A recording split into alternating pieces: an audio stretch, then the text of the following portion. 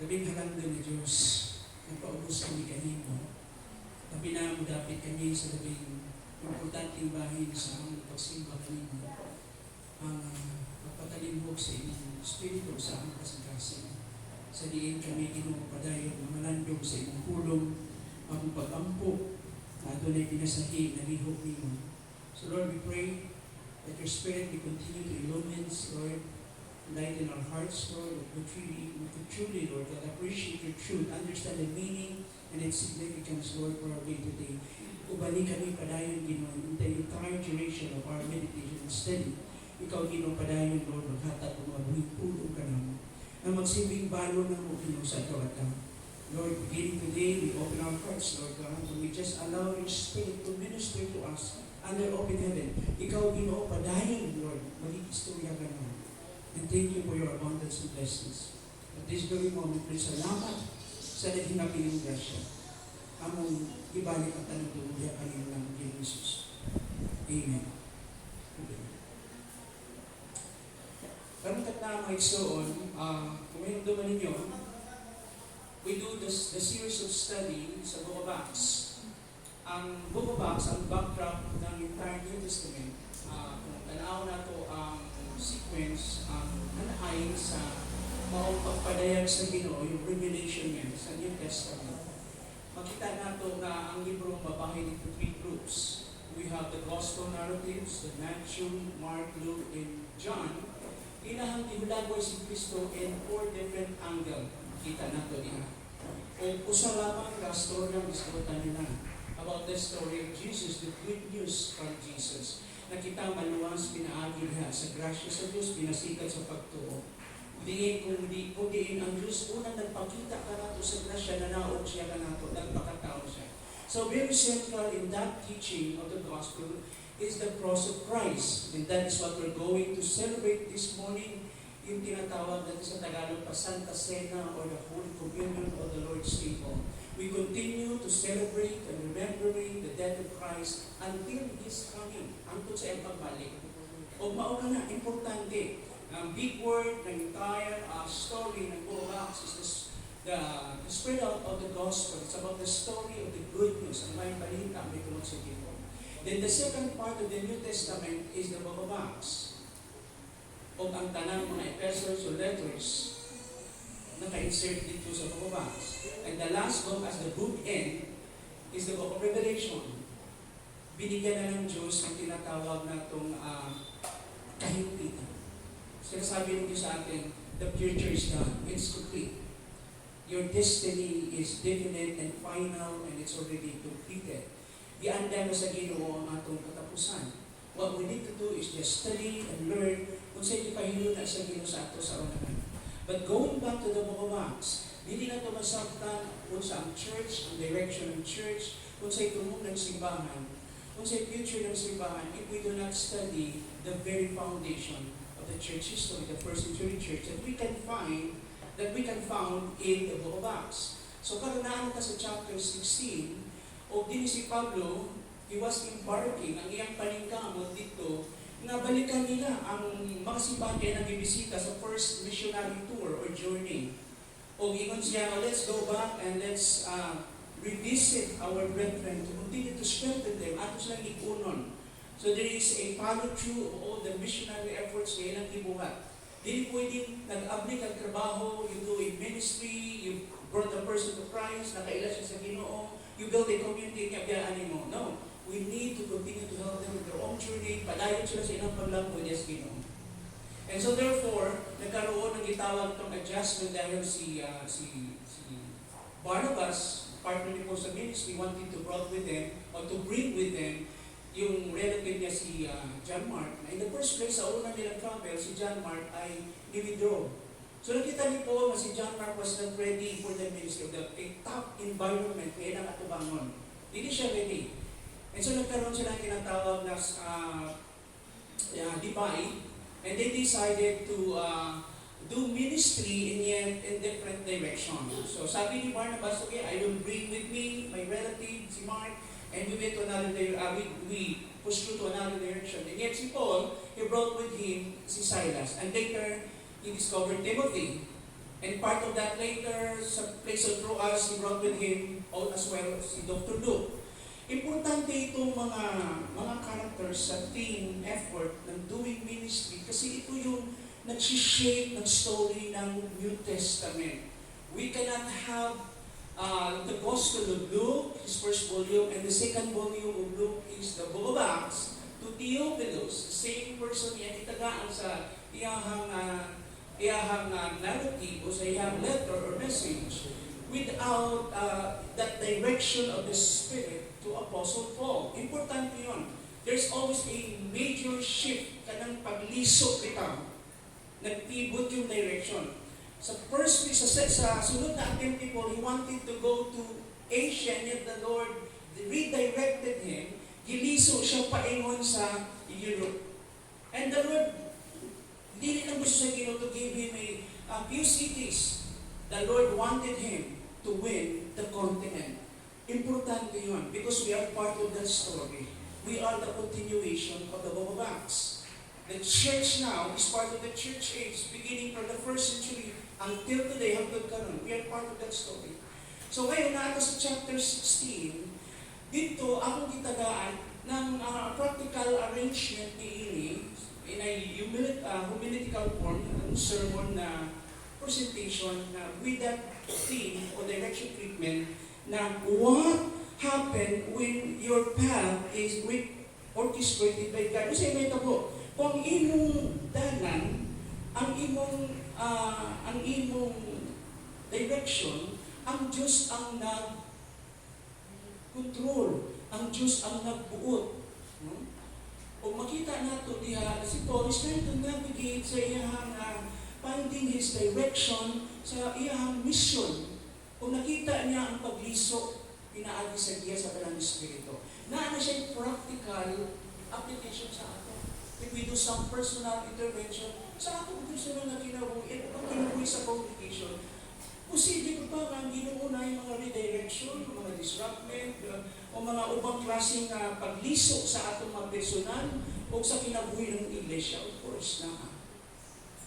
And I experienced that for many years of doing ministry. Every time I'm confronted to do some major direction that would affect my direction, affected yung imong pamilya, I was doon ko sa Ginoo kanunay sa pagtiko sa aking tubo, asking for His direction. When I disregarded, akong ginapadapin mga buta ko makita kung dili malinaw ang direction sa Ginoo. Importante na siya sa ato. Nagkaroon, sa atong pagtuon sa Book of Acts, tingnan natin, let's proceed to the next screen. Okay, mauta na, no? Paul came to Derbe and Lystra. Mauta na ang iyang diha. Niya karon, he found a disciple in verse 1 of chapter 16.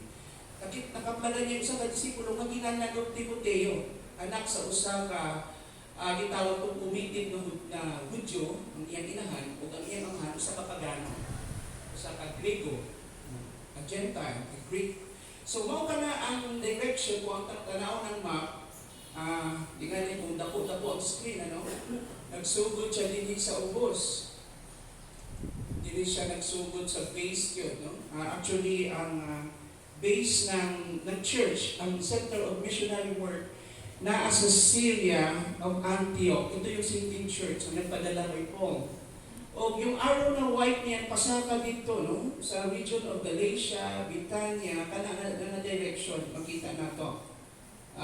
Dili na po sa pikas, na ako'y lahat ipakita din alahi po na direction niya. So yung personal tour niya, dito siya, agi. No? Tingnan kung doon-doon matudlo na po sa inyo, no? Ako tanang sa akong map din para makita din nato, no? Mahatag na ko sa inyo ang okay. Ang ikaduhan niyang missionary tour, ikan siya sa Antioch, niagi siya o Tarsus, paingon siya sa Iconium yung pula na araw niya, ang pula na linya niya pasaka dito sa ibabaw, sa Asia. Then, iabot siya sa Antioch of Pisidia, another Antioch, area ng Galatia, region of Galatia. Then, he proceeds to Troas. Dito niya i-pick up si Luke. Pag-abot niya sa Philippi, there's so many happenings dito sa Philippi, sa Neapolis. Okay. And daghan kaayo, natuyok na dayon siya, moving from Philippi to Berea. Pakimot mo nga mga yung sunod na screen. Tingnan lang natin. Wala na? Wala na. Okay. So, susundan lang natin itong flow natin. So, ang unang punto natin, ang mutubag sa pagpuntanan, that to complement that question, kung sa'y mahitabo kung ang dala nato, ang atong direction ng Diyos ang namugat yun, ang nagkontrolay. What happened in your plan is orchestrated by God, controlled by God. Very clear ang scripture yun na ang atong makinabuhi, ang Diyos good ang gagiya na napahilo na. So, ipakita din nga ang Diyos namugat sa luyo sa panghitabo. God working behind the scene. Namuhat ang Diyos, pero dili mo usahay makita. Yung mga saluyo sa mga panghitabo. Usahin natin mga pangutana na, Lord, nasaan yung mukha mo? Nasaan na yung kamay mo? Hindi ko makita. Masyadong maingay yung mundo. Masyadong maingay yung saba kayo yung ahungasod, no? Sa political arena, saba kayo sila. Kung gawin yung mga hiling nila, ang issue of corruption. Saba po kayo mga tao sa streets. Lain-lain ang version, lain-lain ang damgo nila, lain-lain ang ilang mga kipangayo o gusto nila. Lain-lain ang mga agenda nila, lain-lain ang mga interest nila. Lain-lain ang interpretation nila sa pangitabo. So Lord, allow me to see your face. Makita ko yung mukha mo. Okay. What you are doing in this very moment, Lord, na for the first time sa tanang mga ni aming mga administration, karon pati itutukan na nigamot na ng kultura ng corruption, that this is really a syndicated systemic cultural evil happening, ipakita na ito, i-expose na hinahinga. And nagkaroon na ng awareness, nakamata na hinahinga yung iba. And I believe, my prayer na ang Diyos, wala na tulog ko. Pagdili na na sa atong katilipan, ang reklamo na ito, ang concern na ito sa daw-adaw food and economic security. Paano ko mo-survive? Paano ko mabuhi sa klase ng mga presyo sa pala dito? Ang panrabaho, isod kayo usunod kung wala kayo mga kompletong papel o requirements. Kung makasunod magtatrabaho, mga dili work to compensate your effort sa inyong kahapon. So, dagang mga negative. So, ang pangutanan natin, Panginoon, saan po yung mukha mo? Hindi ko makita, hindi ko madama, hindi ko maramdaman. And yet, the Bible tells us God is working behind the scene. Using those common sense, logic, dinamit niya yung kaalam, to become reasonable sa iyang mga desisyon.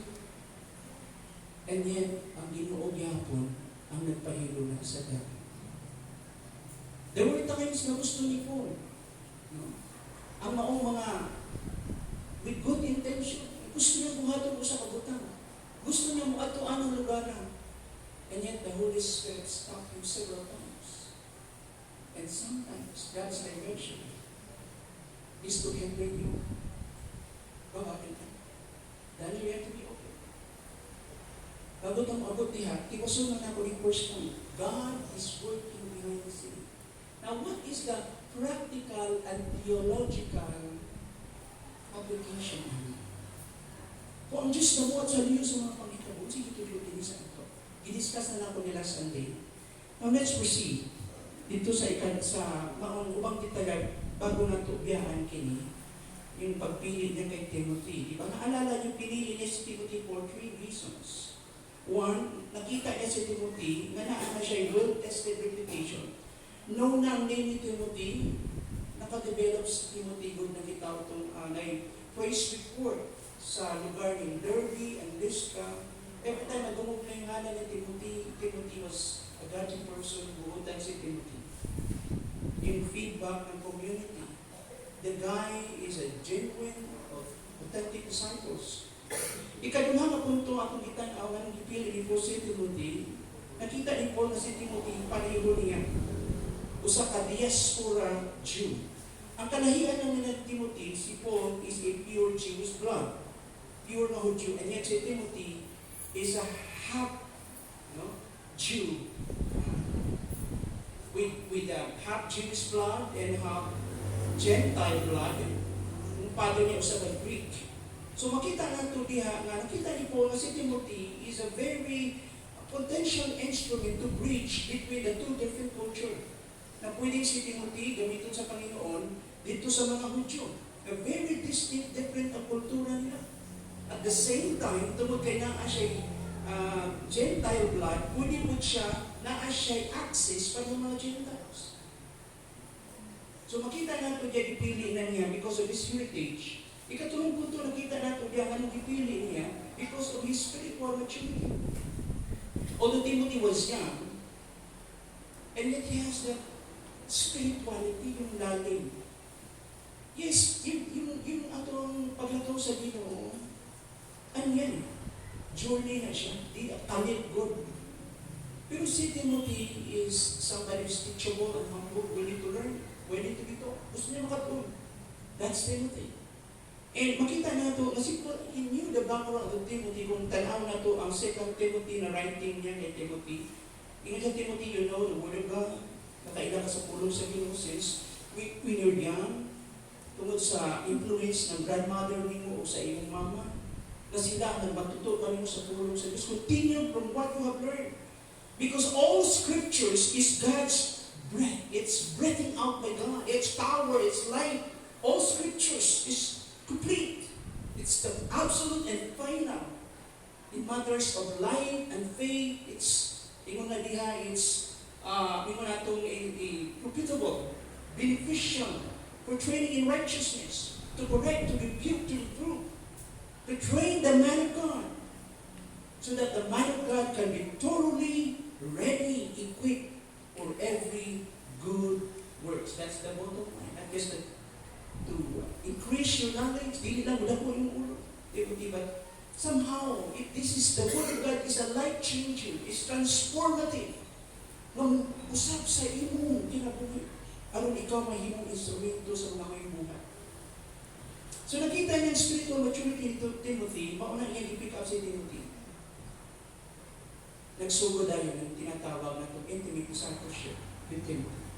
Significance ang circumcision ni Timothy kasi si Timothy, yun po nga isang mamser, ako ba din kayo dawat na wala very specific, that is Islam word ng Hebrew, yung mamser.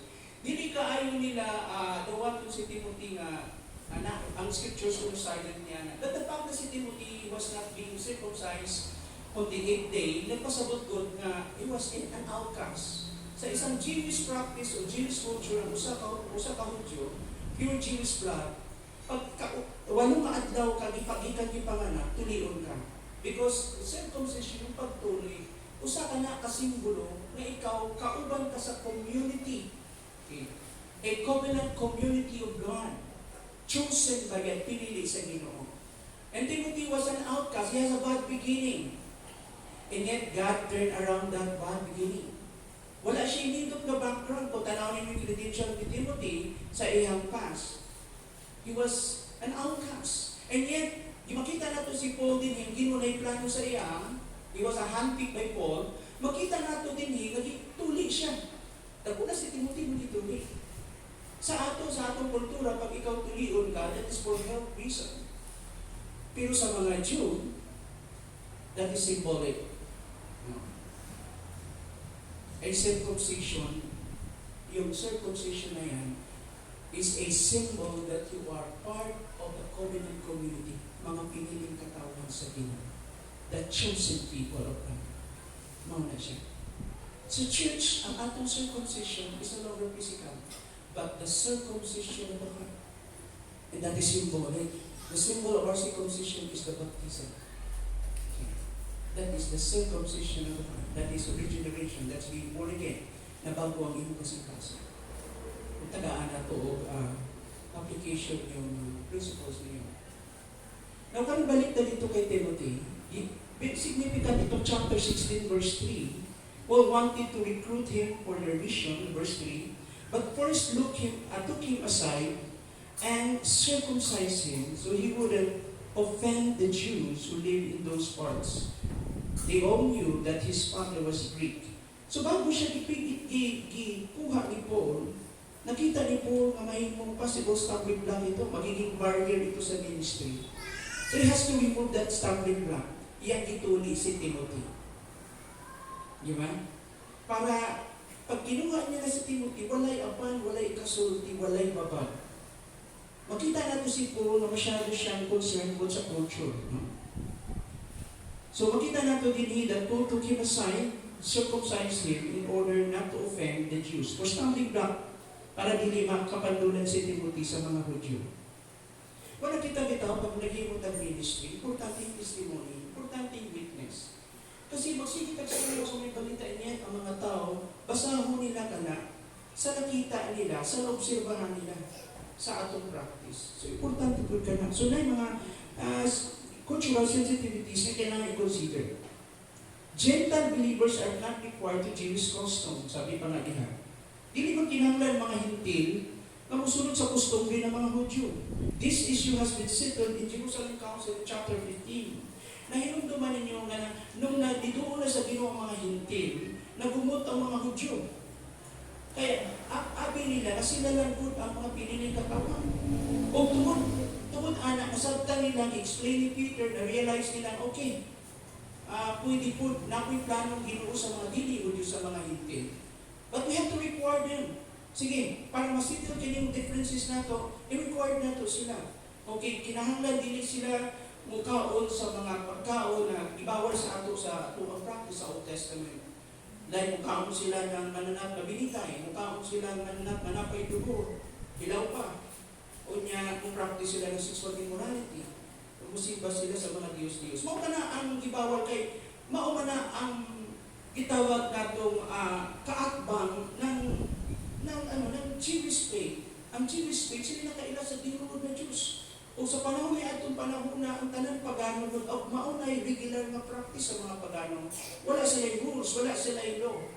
So mo na nga, ingon nila diha ka na, but nasitod na ka na, let's not force them. Kita galing mga Hudyo nga si James, dili magani na ito, napasunod ka na sa atong mga sa atong kaugalingon, di nga ito na-fulfill, natuman ka na, hindi pasunod ka na ito sa ilahan. Dili man sila mga Hudyo. Wala sa ilaghat at kabalakon.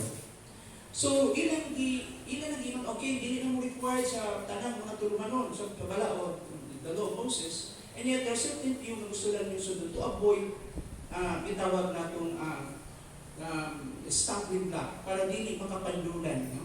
O we maintain the unity. Isang dili na parehong kultura that we all have access of that salvation from God to the person of Christ, we both have access, and therefore, kitang tanan, let's maintain that unity. So, kung kini makita na ito, however, Timothy, isang tuod, dili si Timothy, may mo nato diha na kay may pagka-Greek man siya, so dili siya may mo natong angay i-required for circumcision. Ito problema lang kay half Jewish food siya. So, kinahanglan siya mo undergo.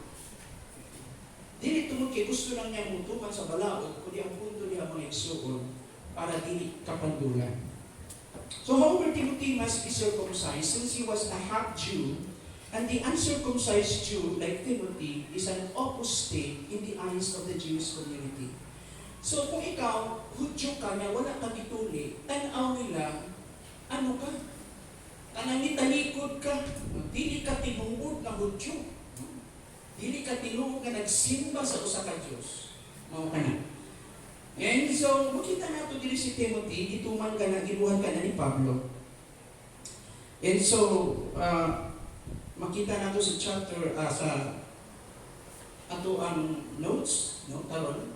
O dinhi, ako na summarize kaninyo kini tulo ka punto, no? Sa circumcision ni Timothy. Now, let's proceed to practical and theological lessons. Unsa man ang practical and theological lessons sa tumakuha? First, the power of mentorship and partnership. Si Pablo, gi-disciple niya sa Timothy. Muna ko apprentice ka ko sa barko pa. So, yung concept ng Jewish discipleship is like apprenticeship. Ikaw yung mentee kung na kay mentor. Mao ka na. So, makita na to ang lessons din yung power of mentorship and partnership. Kaya isang to, mentor ni Paul si Timothy, pero ang tanaw ni Paul kay Timothy, although kitawag niyang son, Timothy is my son. Okay? Ako siyang anak, pinaag sa pagturo. I mentor him, and yet, ang pagtanaw na kay Timothy is a co-equal, a co-servant. I'm not superior, I'm just what? A fellow servant. Partner in ministry. Hindi niya tanaw subordinate si Timothy. Partner in ministry, and yet, i-disciple niya si Timothy. So makita natin din Paul shows us how important it is to mentor others in faith. He brought Timothy along because he saw potential in him to help spread the gospel now and continue it later. Na pwede niyang pasahan si Timothy. Pwede si Paul, pwede mo mobilize, and Timothy will take over the job. Makita niya si Timothy is very potential. And this relationship, their relationship was especially importante, special good, unique ang kanilang relationship. Paul called Timothy his beloved and faithful child in the Lord. So makita nato ang maong affirmation coming from Paul na si Timothy, matinag-ayon mo siya sa Ginoo. So loyal ka ka. Makita niyo ang tinuod na mentor, yung pag-appreciate niya. Timothy is not perfect. Sabi nga ni Paul kay Timothy, ayaw tuguti nga ikaw, murag iting advantage na kay bata pa ka.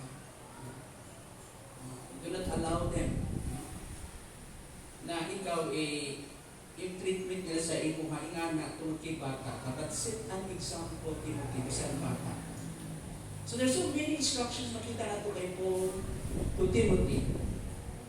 Now, karon din ang mga language na makita natin yung power of mentorship. So 1 Corinthians 4:17, for this reason I am sending to you Timothy, my son, whom I love. Ito na yung cross-reference nato. To prove lang yung mentorship, yung relationship ni Timothy o ni Paul, nag-train ni Paul si Timothy.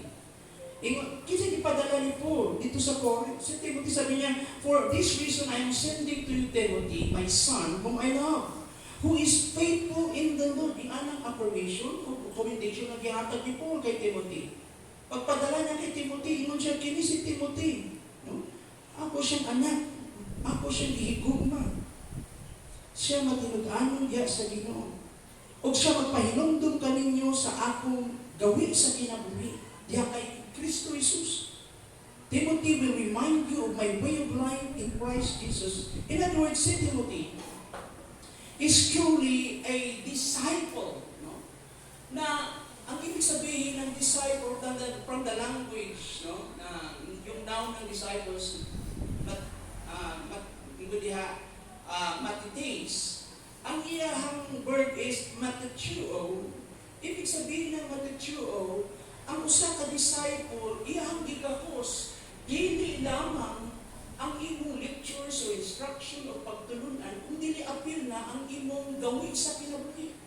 He absorbed your convictions, he absorbed your life example, ug siya mismo, gisunod niya ang mga pagtulunan na nakuha usab ni Pablo, nakatunan ni Pablo gikan sa Ginoo. It was the same Paul who said, sundan mo, sama sa akong pagsunod sa Ginoo. Imitate me, mimic me, as I also imitate the Lord. So, si Paul ang great emulator, si Paul ang great example, o si Timothy nagsunod kaniya. Huwag mo pinanggiin mo ni Paul. Si Timothy mismo, kilala niya si Paul. He can describe Paul. Kung pangutanon ka, wala bitong anak sa ginikanan. Pangutanon, paki-describe mo yung papa mo, lagi sa Sunday school, dahil lahat na description upan. Ang papa nila, murang Indian na ay ako. Yung drawing nila. Ang uba naman, ang drawing nila ng papa, pulis. Na ay batuta. Iba-ibang description ng mga bata. But kita mga ginikanan, nagpasa nato sa atong mga anak ang atong gawin sa kinabuhi. Consciously and unconsciously. Our children, they can learn from us simply through observation. Pinaagi lang sa pag-observa. Yung mga expressions nato, sinultihan na actions nato. Hindi niyo ba alam na dinidisciple natin yung mga anak nato? Anong klaseng discipleship ka ginagawa natin sa mga anak nato? Tagaan nato ng cellphone 24 hours. Ang labas naging autistic. Hindi na alam yun. Na-study ko rin, English yung autism. Na po yung subject ko sa school. Nung nag-study ko, pinag-alala rin lahat ng klaseng level na itawag na ito deficiency sa tao. Ikan sa mild tayo na ito sa profound and clinical with multiple retardations. And then, pumasok ko sa OJT. It's a good idea, good lamingana. And don't you know, naabi na ito, acquired na, na siya, mayroon na itong inborn, karong acquired na ang magkaroon ng delay sa language. Kasi nakatuloy yung mga language, mga Koreano, Chinese dito, kay for the whole day, mauto ka nung na iyahamtan out, napaspas tayo yung wiring sa brain na kailangan mo i-think wise mo na medyo slow pag-process. Paspas kayo, paspas mo tayo kamot po. Kaya pag storya mo siya, cartoons. Naintindihan niyo. Hindi siya naman ginadisciple nato itong mga anak. Mahal kayo magbayad mo sa kanang mga experts para lang i-correct yun. And sometimes, yung consequences like that. Gani na importante ka ayaw ko na una to, unsao na to atimanon ang ato mga bata. Nagsugod lang ka, naghatag ng intervention sa inyo, application na yun, sa isang aspekto lang. Pero balik tayo sa atong kinabuhi, yung mga members na to sa pamilya, dinidisciple natin yun. Yung mga prinsipyo na to, mga baluganan na to, kung sa'yo atong pasunod, muna ko naman wala gitulo sa akong ginikanan eh. Pero mauba na ang absolute final authority. That is subjective. Kaya ba mga tao nahipot ang ilahang baruganan? The only objective truth, the basihanan, the baseline of all our claims is the scriptures. Ano ba ang sample ng Bible? Balikan. Si Timothy, kimentor ng mama niya kung nanglula niya sa salita ng Diyos. And then, another person in this life, used by the Lord, si Paul, to continue that journey because God saw the potential and God wanted to use Timothy. Ang Diyos po ang naghahatag ng mga natural gifts and talent to Timothy. Dito makita natin yung power of mentorship. And sabi nga sa 1 Timothy, Timothy 2 Timothy 2 verse 1, you then, my son, be strong in the grace that is in Jesus Christ, or in Christ Jesus. Atong anak, Timothy magpalikon kayo sa grasya sa atong, sa diha kay Yesu Cristo, kay Cristo Jesus. And the things you have heard me say, mabutang ang imong natungog ka na kung akong isulti, in the presence of many witnesses, taliwala sa madagang saksi. Isalig nimo kini sa nagtong mga tao masaligan po. Entrust this truth also to those real, reliable men, those men who are trustworthy, masaligan, who will also be qualified to teach others. So ito na from Paul to Timothy, and then si Timothy kinahanglan po siya mag-mentor ng mga disciples. O ang iyang mga pasangan, kato po mga tao na nakita niya, na ni-undergo sa parehong proseso niya. Mga tao na pwedeng saligan, na magiging bearer of the truth, na magpadala sa kamatuunan. So mga practical lessons sa tumakita niya, kung tagaan na ito paano engagement ng biblical truth sa application, makita na ito ang mentorship and partnership. So, on the other hand, Timothy, a Jewish background, would make him relatable to Jewish audience and useful in evangelizing Jewish communities. Muna ipili ni Paul si Timothy. Kaya relatable good siya. Pag mag-istorya ka mga language na dili mga Jewish, makarelate si Paul, si Timothy. sa kultura, sa gawin, sa practice na kostumbre ko nila. Pag na po sa mga Hudyo, si Timothy po, nagdako sa Biblia. Mao ka na makita na to. So this Greek heritage made him more accessible to Gentiles. Mahimo ni niyang opportunity yun para makaminister sa mga Hintil. Kung made up a significant portion of Paul's audience, mas daghan kini mga Hintil na nigulo sa Ginoo. So mao kini ikatuloy yung spiritual maturity po ni Timothy, makita nato yung spiritual maturity. Another practical lessons makita nato.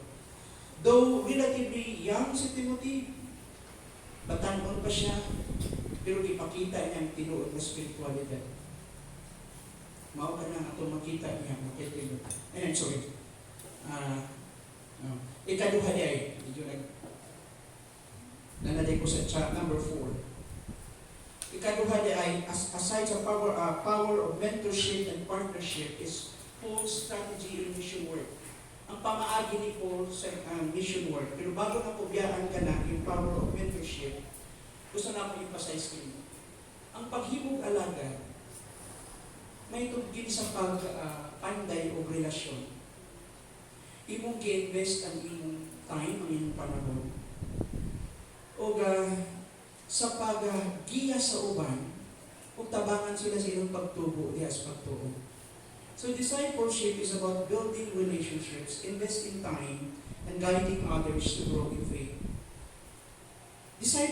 Discipleship is not just about programs, but rather about caring personally.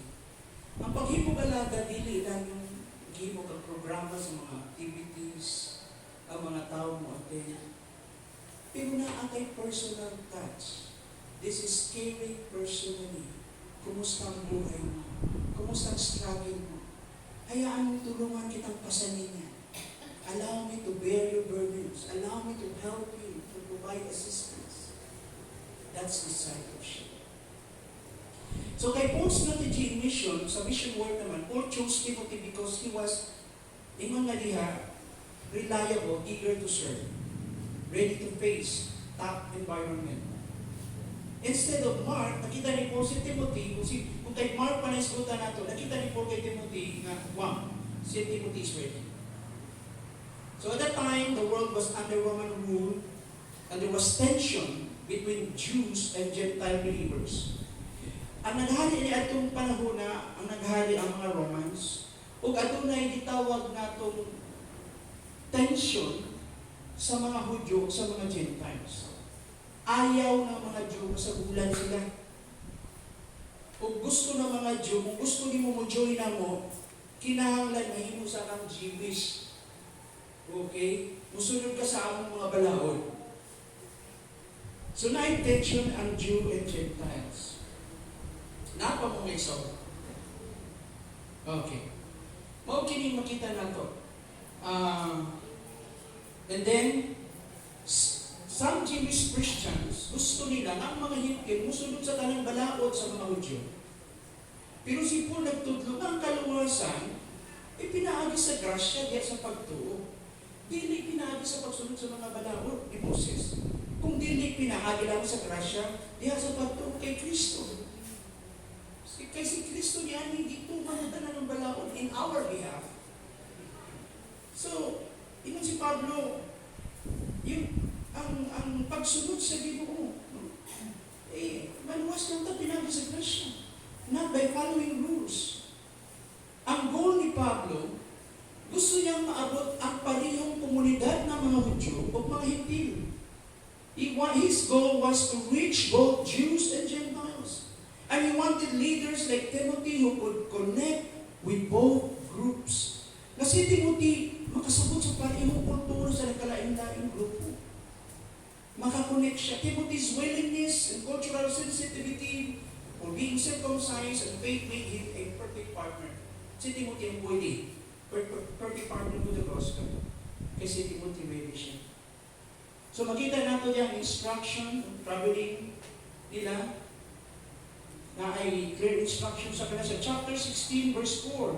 They traveled from town to town, si Paul, si Timothy, And they delivered the decisions reached by the apostle and elders in Jerusalem for the people to obey. So kung sa'yo dala-dala ni Pablo ang mensahe, na ay official letter, gikan sa Jerusalem Council, the church in Jerusalem, nga gipasunod na sa church ng Antioch, unya, samtang si Pablo naghimog vision sa mga na-convert na mga hintil, na dili mga Hudyo, mga simbahan doon, na ay mensahe nga ipadala sa ila kung unsaon sila magkinabuhi, na dili makahimong kapandulan sa ubang mga kaigsuunang mga Hudyo ng Kristohanon. O ni punto niya. So na yung teksto din chapter 16 verse 4, pumabalik ka sa chapter 15 ng Acts. So as Timothy and his team traveled from town to town, they shared important guidelines with the churches. And these rules came for the leaders in Jerusalem to help everyone stay united. So kini mo mensahe ang magpabiling doon sila nga magkahiusap. Kung sa'yo pinakatumong ni ini sa ilang samyaw ni ini, paghatod ng mensahe, gawas na ilang spread ang gospel to keep peace between Jewish and Gentile believers. Number 2, help both groups understand how to live together happily in Christ. Magpabilin ang panaghiusa, ang kalinaw, o masabtan po ng mga Kristohano, ng mga Hintilo Hudyo, masabtan nila kung saan sila na magkauban na malipayo diha sa Ginoo, to live together. Nga naman na isang sultihan naman. Dili kayo isang sa ato din pero nagkapay adjustment. Kada lugar na ikaw ganyung kultura. Ang Pilipinas na siya macro culture o kada probinsya na po sila yung mga microculture. Kung i-disputan na po natin ang simbahan, na po ikaw galing ang kultura ng simbahan. Nya, pareho man tatanan, taga-ubay. Nabay, taga-simba din mo, taga-budagan pa kung tingnan mo. Taga-Cebu, no? Taga-ubay. Di kayo mismo na adjustment. Because we live the same community, the same culture and practice na pareho. What if ang imong church na asa gawas? Unya, ang imong mga member, people of various colors. Na yung mga Latino, na yung mga Asians, Japanese, Koreans. Lain-lain ang practice niya, ng kultura. Niya masagulan ng mga Europeans. Na since ang medium nino English, anong klaseng kultura meron ng isang simbahan? So magkaroon siyang tinatawag itong modified na kultura, kaya ang mga tao dito lain-lain man o language. Pati sa pagkaon. Bisaya ka na, daan ka sa Amerika, napay na maligyan, pakbit. Di ba?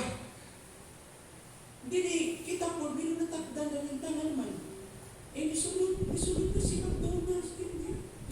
Pagsunod yung tubog na panaan. Pag uli mo sa bahay, balik ka sa inyong reality. Wala kang niadto ka din siya nahinag, kalimutan ba? Ipabalik mo sa balay, dahil yung realidad. Naintindihan nyo? Alam niyo ba yung McDonald's ang ibaligaan na burger lang? Culture food. Kaya lang, ilang po ano ba? Ano po sila ba? Adapt po sila. Innovate po sila. Kaya what if na ay McDonald's dito sa Japan? Lahi po. So makita nga ito din mga igsoon. Ngayon nabot pa po diya. Tungod ka na, kaya makita na itong wisdom po, yung strategy ng mission work. Now,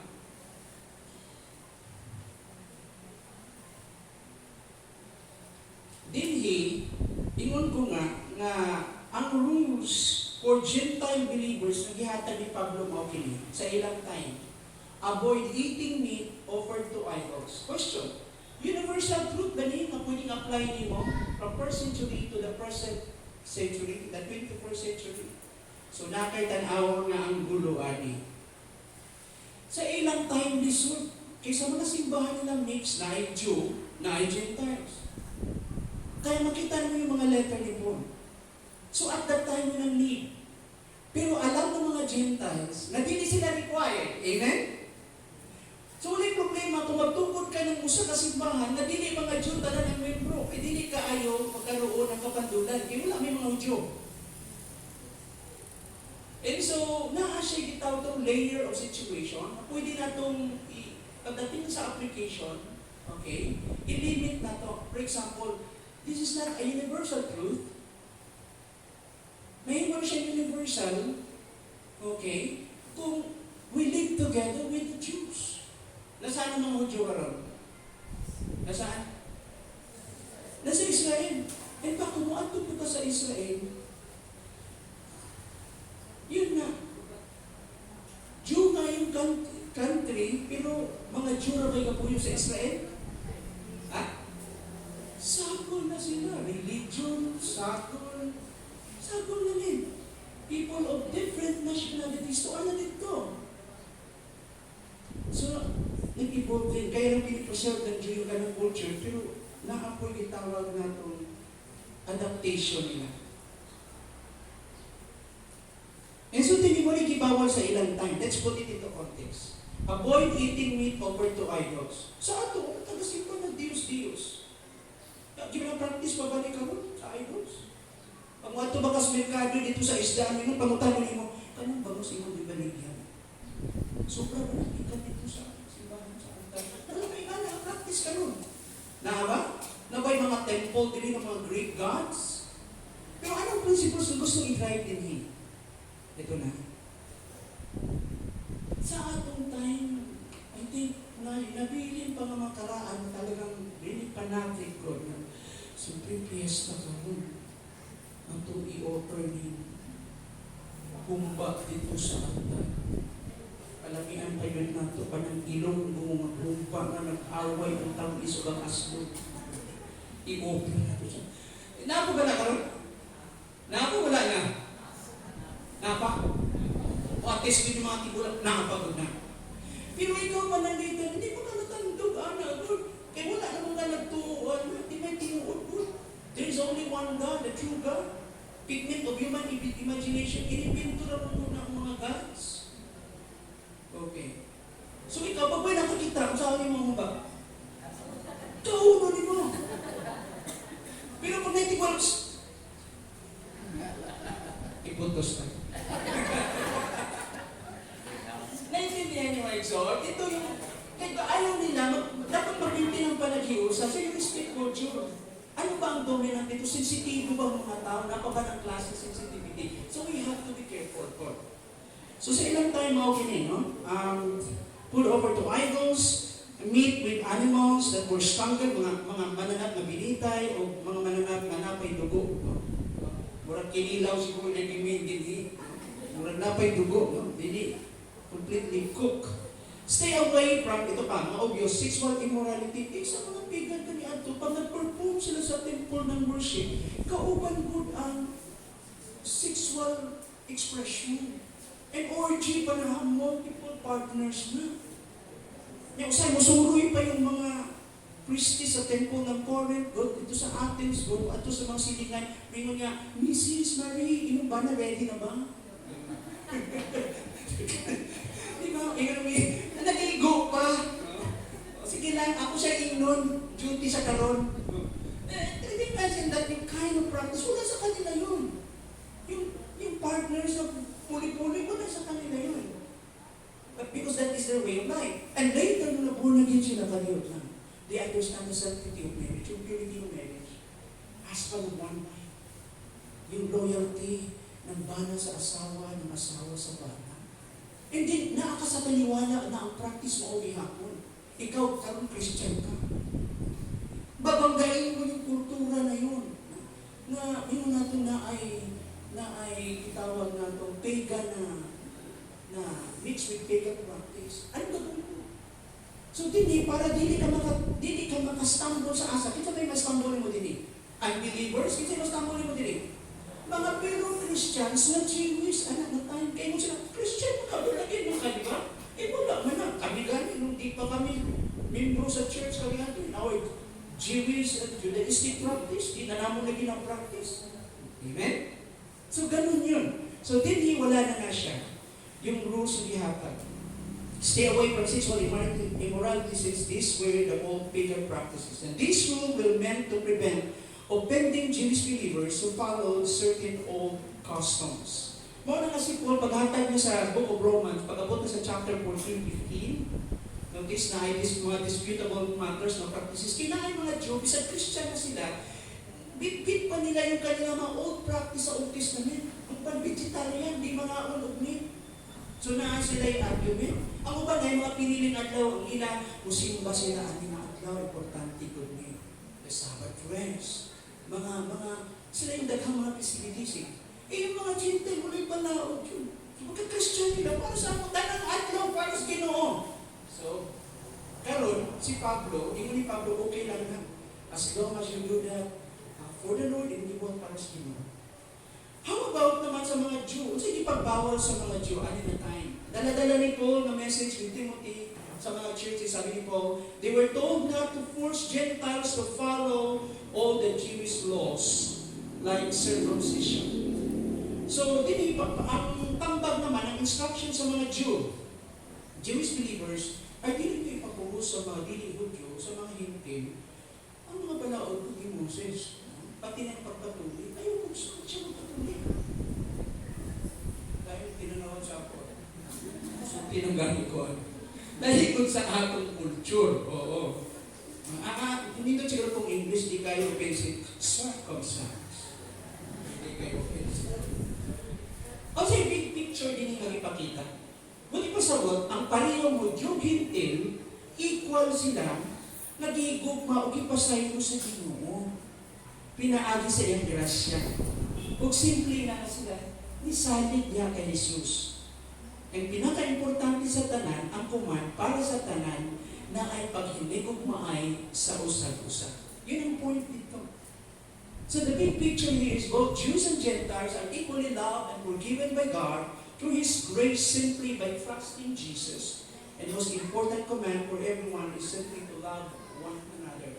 And that is the heart, the very core of the Christian faith. Inahanan ka na, Kristohanan ka because we have the love for one another. So kung sa'yo outcome ang nahitabo din sa diyan, ituman nila kini sa verse 5, so the churches were strengthened in the faith and grew daily in numbers. Tungod sa maong positive message na balanse, o adunay pagsinabtanay, adunay panaghimo-sa, adunay gugma, ang resulta niya, naligo ng ilang pagtuo, o nadugangan sila, natubukod sila, no? O nadugangan sila sa numero adlaw-adlaw. Nag-increase. Kaya kitangtang nila yung stumbling block. Yung mga unnecessary good na mga issues yun. Yung makadala ng kabukat o division sa simbahan.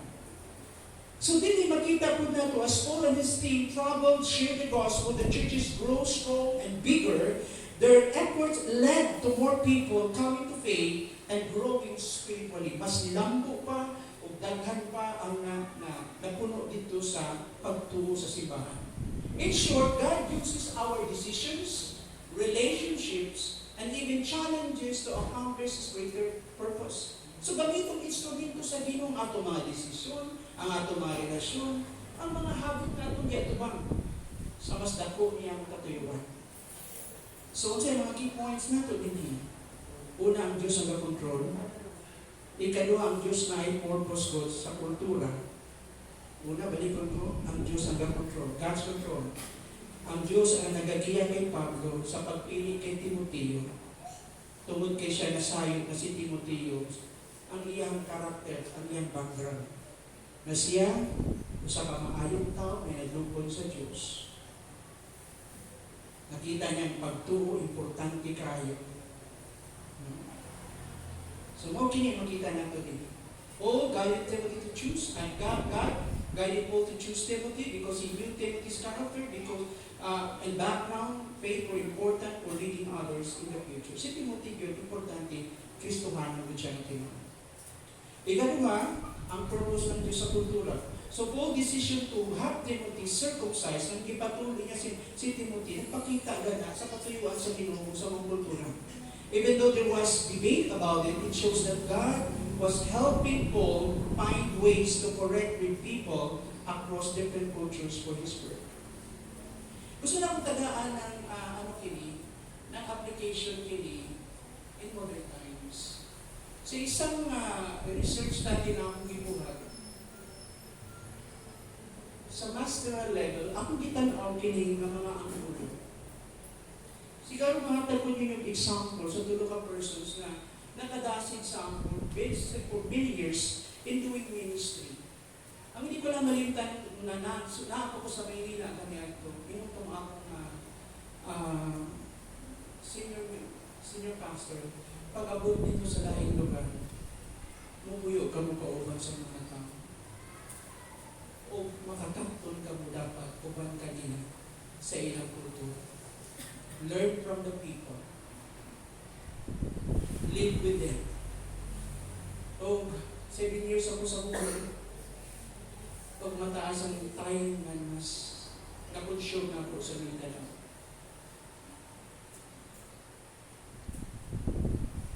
I went through lots of mga kasinatian na sa experience of handling ministry. Buhi gihapon ang mga examples aning mga men of faith. Usa din niya akong ipakita ninyo si Adoniram Judson. Example of cultural navigation in mission work. Paano nila i-contextualize ang ilang ministry aron na sila access sa mga tao, anong bridging ilang gibuhat. Si Adoniram Judson, a missionary in Burma, Judson was one of the first American missionaries to go up overseas. He spent nearly 40 years in Burma, sharing the Christian message, translating the Bible, and helping start churches. Now, how Judson showed cultural respect, yung sa pagrespeto ni Judson, ang kultura ng Burma. Una, nituon siya sa ilang language. Notice? Yung problema ko, may mga puti na mga missionaries mo ang hindi. Ay tungod kay ang Pilipinas, English-speaking magpud siya as second language na to sa atong education. Gawa sa atong local dialect na Pilipino. Ina-assume nila na lahat doon nasabtan. Bisan ang disadvantage, labi na ang imong gamiton na pinulungan nino sa imong sinultihan ay yung American approach na daghan kayo mga idioms, lain pang mga expressions. Labi sa atong time karon na English language is a living language, daghan kayo vocabulary gagakaal. Mauna na usa sa mga babab sa pagsangyaw ang dili mo kahibawan ng dialect. Ako, ang usa sa mga nakatunan ako, inunduman ko nung ipadala ko din born Cebuano ko, but raised lang ako sa Maynila. So, nakasabot ko sa language. Kasi yung elementary level, marunong ako. Pero ang unang language na katunan ko, hindi mo Cebuano. Ilonggo. So, may maaga sa Ilonggo. Siyempre, dahil maliit ka pa, nalimutan mo na lahat yun. Kaya nga, nung unang pinadala ko din, kaya ako i-publish yung Cebuano ko. Hindi marunong ako, kabalo ko Cebuano ko. Born Cebuano. O, yung parents ko, Tagalog. Ang mother ko, with Ilongga background. So, kinahin ko katunan. There was one occasion, nagwali ko yung church ito pa sa sunod. Yun yung mga tao nagwali ko. At nine language sa sample sa Binisaya ka.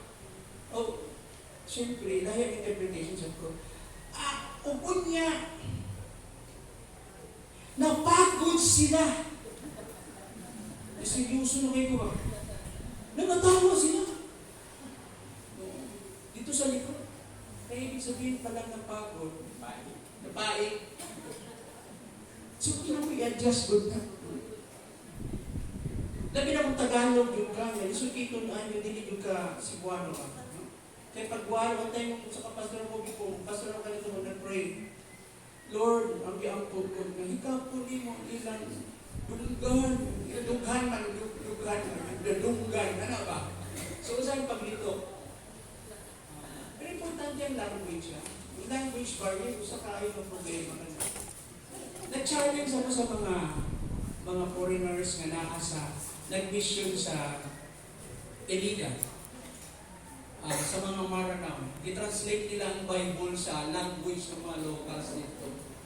They provided me yung ipakita na sa ako yung talang curriculum from Genesis to Revelation paano nag-present yung gospel in the local language ng mga Maranao. Fantastic. Niya ang gatudo, Americans. Ito na ang yun niya. Paminaw ko siya gusto si Musulti, mas articulate siya, eloquent siya sa Maranao, o sa Cebuano, napildi ko. So, importante yun. So, tinibalikan na nato si Adoniram Judson. So, si Adoniram Judson, ang una niyang gitunan yung language. Judson dedicated years to learn Burmish. Tuig. Pila ka tuig. And he believed speaking the language well was key to sharing Jesus effectively. Para niya, kung maka-istorya kagtarong mo, magamit mo yung language, mas epektibo pagpaambit mo, may tungkol sa Ginoo kay Jesus. He even made a Burmese English dictionary. Ito yung gitawag na itong positive contribution niya in the long term. Naghimo siya Burmese English dictionary. Anong klaseng contribution niya sa community to help to build that community sa area of education? So ito yung incarnational kind of yung natong discipleship. Yung ibanghilyo, kitagaan mo kinabuhi. O imong gi-adapt God, no? Dito sa ilang kultura. Isa ninaan mo ng kultura ng mga tao. So ito na yung Burmese English Dictionary and translated the Bible into Burmese. Yung Bible i-translate sa Burmese, which is still used today. Ginagamit ang tutarunong sa Burmese. Dili lamang ka na, I'm almost done, understanding local customs and religion, pati yung mga customary, mga local religions nila, like Buddhism, na naog yung missionary na si Adoniram, sakto niya. Hindi siya pagpasabot na kalit na siya gusto niya niya, mura siya activist, kung dili, to win them for Jesus, para madaog nila sila kay Jesus, kailangan sabto niya, diin siya gikan na, kung sa ano pa na frequency sa signal. Let's speak the same level, the same language. Let us reason together. Let's dialogue. Maukinig akong truth na dala. Let me hear your truth claim. Kung sabay mong historiang kamaturan. Kung sa'yo gisulti, ingana siya. So it took that to learn Buddhism and Burmese traditions.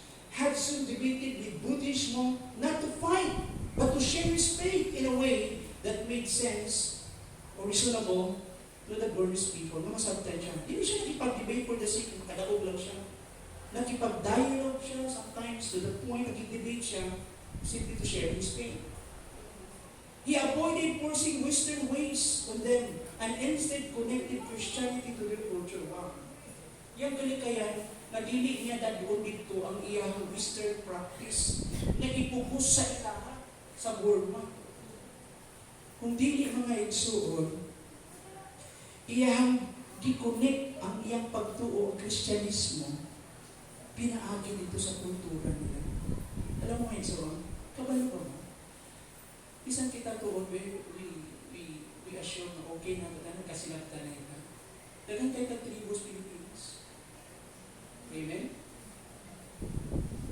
Kita ba? Nakashare ba sa mga mangyan? Pag pumunta ka sa bukid mo, nakay mga uwag mga talagang mga isolated yun, mga communities dito na ay mga natives doon. Yung sa amin mo share, posible ba ng curriculum imong gibuhat? Ang original language ba yan nato? Di ba yan? Kapag Pilipino, di ba pure Tagalog? Di ba pure Cebuano? Karoon na lang na magtanaw na yung study history. Yung pinaka-roots yun nato tanan. Pagbasa na ito, murang Arabic yung nato language. Pero yun ang Pilipino. Hindi ang sabon siya. Na itagalog, sabon si Cebuano, matingala ka. Eh, karoon na lang na nga, ilang gilain na ikot. So, at that time, bahid yun ang culture. So, dapat sabto na to. Saan ang galing lahat? Karoon na lang kayo medyo, western na kaya ito dati, English mo. worship natin. May nakikita na Bisaya ko. Pero Bisaya, Christian niya ko na natin. Okay. Amen? Now, mga so, di ko buot, tiwasun kinitanan. Ang gusto na ko ipuntuhan pang last na portion na niya. I'm running out of time. Padayon na ako kinasusunod na higay mo. Labi na maabot na sa second point. Ang punto lang ako mo kini. Si Pablo gigamit ang iyang wisdom. Paano siya mo utabok sa lain ng kultura. Pero sa iyang mga paningkamot, ang Diyos gapon ang namuhat sa lulumiling tanan. So ditudluan kita din na kung ang Ginoo nang bahala sa tanan, di mo't pasabot, wala kay bubuhatong ikaw. Amen? Hindi, gamhanan man ng Diyos. Yes, napasabot na gamhanan ng Diyos. So tihan ka mo. Nung isulat sa Ginoo ang Bible, sinong audience niya sa Old Testament? Anong klaseng mga tao? Mga Hebrews. Sa unsang language gigamit niya, ang Diyos ang unang nag-contextualize. Nung istorya ang Diyos sa mga tao, kung sa language ang gigamit sa Old Testament? Hebrew. Para sila sabot. Right now sa New Testament under the influence of the Greeks, universal language at the time Greeks. Anong language ng New Testament para na-communicate na yung truth? Kamatuan. Greek. And in fact, hindi yung classical Greek ng mga Greek ng mga philosophers yun. Yung Greek from the streets, the Koine Greek, yung salitang kalye, Greek ng common tao. Yan ang ginamit niya. What's the point? Ang Diyos na nao sa ato, siya unang mag-contextualize. The goal is to communicate para maisabtan ang truth. Yan ang bottom line. Masabtan mo yung truth. Mainhan mo kinsa ang Diyos. Ay gusto ko sa Ginoo, mainhan nato siya. So sa atong time ka mo, palikod mo yung unang gibuyan mo word. Tingali mo yung hindi ko makita yung mukha mo. Hindi ko maramdaman. Pero yung truth still prevail na ang Diyos. Wala siya nawa. Sa ministry, ang promise na ni Jesus, I will be with you always, even to the end of the age. Make disciples of all nations. And this is my promise. I will be with you always, even to the very end of this age. In the presence of the Holy Spirit. So even in ministry and service, mission, and how about sa akong mga practical na sitwasyon? How about sa akong panginahan? How about sa akong health? Tama ang Diyos. Naalala yung principles ng trials sa 1 Corinthians 10:13. Wala kita gaaging mga tentasyon na dili kumun sa tanang tao. Bisa kita Kristohano gaaging yan. Pero ang ginumungitag pamagi ang kamakalimkawas niya. Amen? God is working behind the scene. Isa sa inyong mga pagsunod. Huwag ka lang promise na dito sa Isaiah 43:1. Paglatas ka mo sa lagat, pag-uban ako kanino. Paglatas niyo sa mga suba, nag-uban ako kanino. Ayaw kahapon po Israel. Paglatas niyo sa kalayo, dili ka mo masunod kay ako, nag-uban kanino. Fear na. God's very presence, okay, nandyan. Bisan di pa niyo naramdaman, hindi mo nakita ang iyang mouth. God is working, fixing those situations. Nandito daw mo sa pagsunod. As I end. But before I close this, kauban po ba ito ang Ginoo? Isang sa panlalaki. Would you agree? Taasan ka mo ng mga sure ka? Kasi gusto ni Jesus, I will never leave you nor forsake you. Check mo yung context. That is about what? Monetary sufficiency, economic security. Be content with what you have, matagbaw ka kung sa'yo nga ata nino. Kay nagsaad siya, na dili ko ikaw, biyaan ni masaktan. Ang konteksto nun is food security, kanang security, paninabuhi, kwarta. Kauban niya po ng Diyos. How about health? Kita akong kalikot. Kauban ba na ito ang Diyos niya po? Ano sabi ni Paul? Kinutang-tangan na ni tunok sa ako. 3 times. Intensified prayer. Never work out. Pero si tubag sa Ginoo sa iya. Ang akong grasya. Hindi sufficiente sa imong kalagayan. Diba? My grace is sufficient for you. Because when you are weak, then you are strong. What's the context dito? Dito lang yung persecution, kalimutan niya. Kasi po, i-embrace na niya yung mga pagluto sa pagsulay. Ano yung butang nakahadid store kay Pablo? Yung recurring episode na atake sa iya. Yung siya na ako'y balatian. Ako sige kong ampogod. Magpadala lang kong ipon. Mulaya sa ipon niyo. Maayong mabalatian. Ako! Diba? Ino lang din mo kay Paul. May grace of sufficient for you. So, naipagod sa Ginoo. Kinilang. Nandiyan ang mukha ng Diyos na ang He is working behind the scene. But use your common sense, use your logic, your decisions, padayon kang mabihaw, and surrender to God. Let God do the rest. The outcome is always belong to God. Ang resulta, ang Ginoo. Mapaon sa kanya, mapatrabaho, relasyon. Personal na kinabuhi ninyo o kinabuhi sa inyong komunidad. Sa simbahan ng Diyos na. Let us pray. Father, we bless you, Lord. We honor you at this moment. Salamat sa inyong grasya. Kamutak namin. Lord, ang giyanda mong kaugalingon ka sa paghinungdan. Nagiling tanang gibuhat ni mo ka naman tungod kini sa inyong himpit, Lord, masakripisyo sa krus. And part of that package, Lord, of redemption is for us to enjoy your blessing every single day. Salamat sa adlaw-adlaw mo panalangin. Salamat sa naghingapin mo ginoo siya sa pag-amping sa pagpanalangin. Even food in our tables, Lord, salamat kay ikaw ang natakbo ini. We are thankful for that, Lord. But help us to continue not to forget, Lord, to celebrate, to remember your death, your finished work at the Calvary, Lord. Natungod ni anak kami ginoo, nakabatulog paglaon. Napasay ko kami, namataro kami. O naduna kami, Ginoong Diyos, buhi na uma, ikan niya kanina. Thank you, Lord God, for that glorious hope that awaits us. Na nagulat ka na, imong isaad ka na, Ginoo.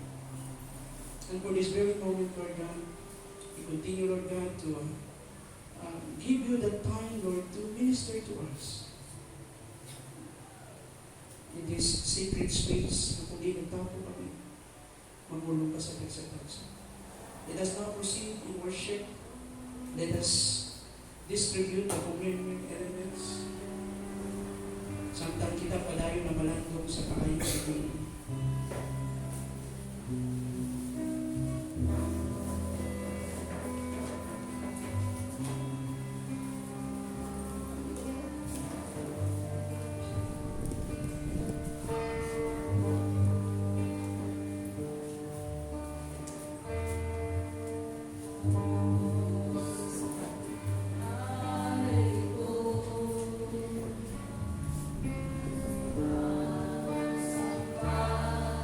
Sa'yo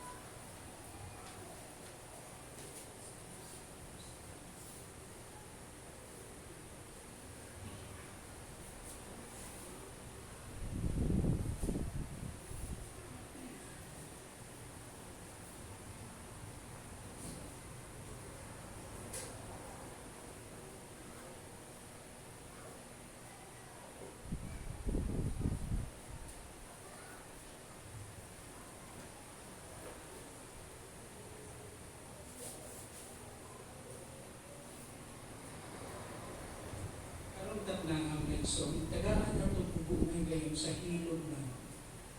Tagsa-tagsa na nato, kamo lang ang Ginoo. Pag-isugit kita sa Ginoo, pulong kita sa prayer, sa pagpo. Isugit na ito kanyang mabutang. Sinding naman, mahimo magsinding babag sa atong pakitambit ng masagradong elemento sa lawas ng dugo ni Kristo. Ipamayo na ito, pasayo kanyang tanan itong kalagpasan na hindi. Ang simanahan, pag-isag ka ng laban. Just continue in the Lord. Let's ask forgiveness to make us a worthy big vessel to receive His blessings. Yes. Yes.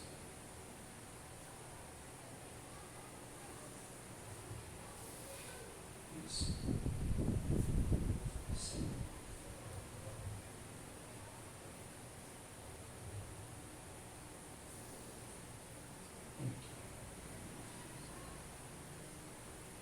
So, sampai kita na sa nagpabiling sa Espiritu ng pagpamalandong, tuguti ko nabasang ka na ito, mabulong sa Ginoo, makaplaga na ito sa 1 Corinto 11, ikan sa versikulo 23 o sa mga sumusunod, nag-ingon din kay ako nagadawat, ikan sa Ginoo, niya itong ako usap na gitugyan na nakaninyo na ang Ginoong Hesus sa samang paggabi na siya gibudhian gikuha sa tinapay o sa diha na siya nakahatag na o mga pasalamat siya mipikas-pikas ni ini o miingon pagkuha kaon kini ang akong lawas nagipikas-pikas alang kanina kini buhatan sa paghandong kanako human sa mga paagi siya usabi kuha sa kupa sa diha na siya panihapon na nag-ingon kini nga kupa mao ang bag-o nga pakigsaan sa akong dugo. Kini buhatan ninyo sa matag higayon nga kamo nag-inom niini sa paghinumdum kanako. Kay sa matag higayon nga kamo mukao niini nga tinapay o miinom niini nga kupa, kamo mipakita sa kamatayon sa Ginoo. Hangtod sa siya mo pagkapukit.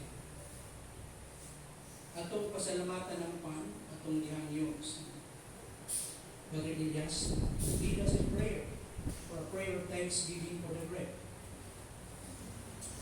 Ginoong Diyos, salamat po Diyos sa imong lawas na simbuhan ng imong bupa na yung gitugyan ito sa cross, na yung pagpan na yung gitugyan ito sa cross mo. Pinaagi ninyo Diyos na ngaayo kami sa among balatian, sa among spiritual na pagka-short kami yan ng Ginoo pagka-iwalan yan kanimo. Salamat. Naghagod kong Ginoo, ilan namo na ikaw ang pans kinabuhi, ikaw ang tinuod ng magbalantay kita pagkaon ka namin. Sa ngalan ni Jesus. Makikambit kita na dungan sa mga Diyos. Atong pasalamatan ng Ginoo. Salamat sa Diyos sa inyong grasya. Salamat sa inyong bumba ka namin. Salamat kay pinagi sa inyong lawas na nagpikas-pikas. Unod ka na mo, Ginoo. Kami nakabatulog kaayuman. Kami nahiusa kanina. Kami ginuhulog ka na luwas. Salamat sa mga pagtubyan ninyo sa inyong kaugalingon para ka namin. Aron kami, Ginoo, makabaton kayo o pinapos. Salamat. Sa ikalawang higayon, atong pasalamatan ang kupa sa bagong kasabutan. Thank you, Father, sa symbol, meaning wine, as your blood, na imong gibuhat sa krus, tungod ug alang sa amo ang mga kalapasan. Ug kini Ginoo nag-symbolize to cleanse us Kung nagkakatagayunan, makabatong kami kinabuhin walay katapusan. Thank you in remembering this day. Amen.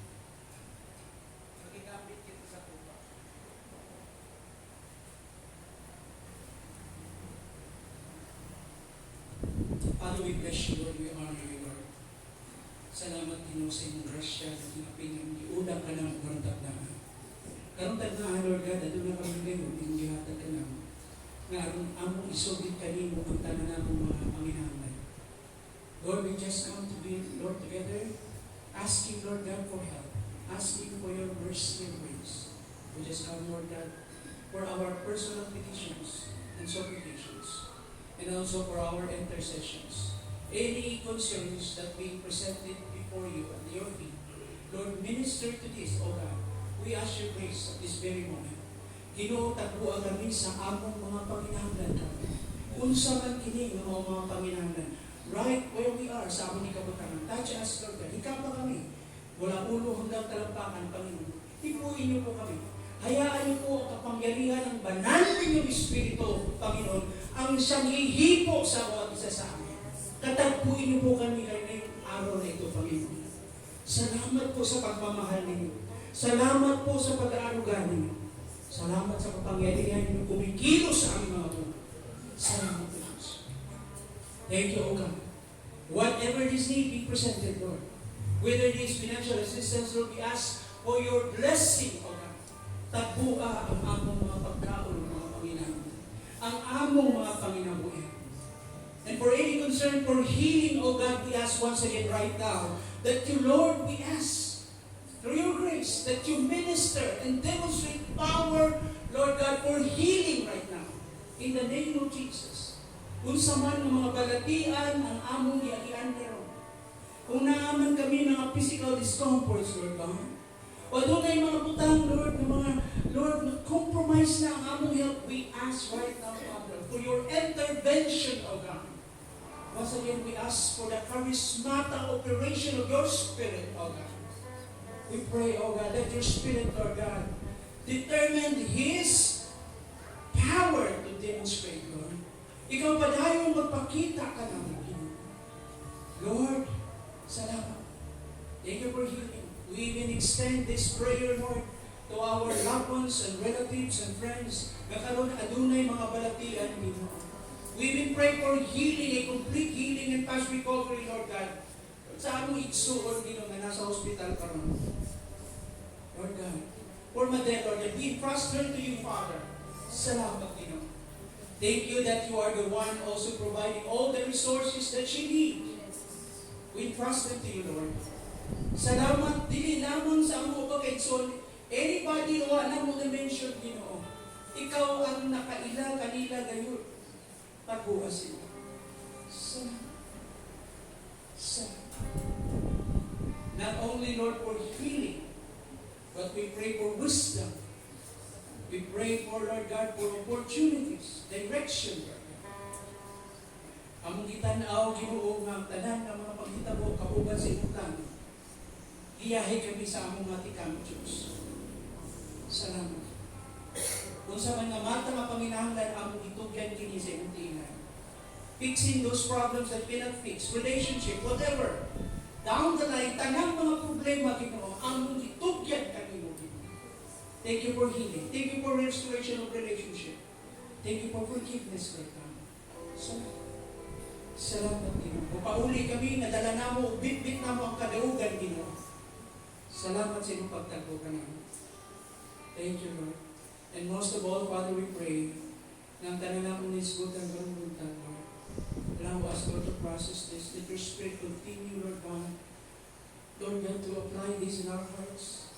Mga butang namin nagatunan, na ikaw naglihok, nagapahuhan. Di ba na ako makita, di mo nawag, di ba na ako mabati, ikaw na ka. Sa luyo sa among mga desisyon, sa luyo sa among mga pamaagi, sa luyo sa among mga, Lord, mga tikang naaka, Lord, you are orchestrating, controlling, Lord, redirecting our day, our path, Lord God. Ikaw ang namuhat ka ng sa amin. We bless you at this very moment. And thank you also for the victory, Lord, that you have given even today. Salamat sa kadaog. Thank you, Lord. Thank you for answering our prayers. Thank you for meeting our needs, O God. Thank you. In Jesus' name we pray. Amen. The Lord bless you and keep you. The Lord will cause His face to shine upon you and be gracious unto you.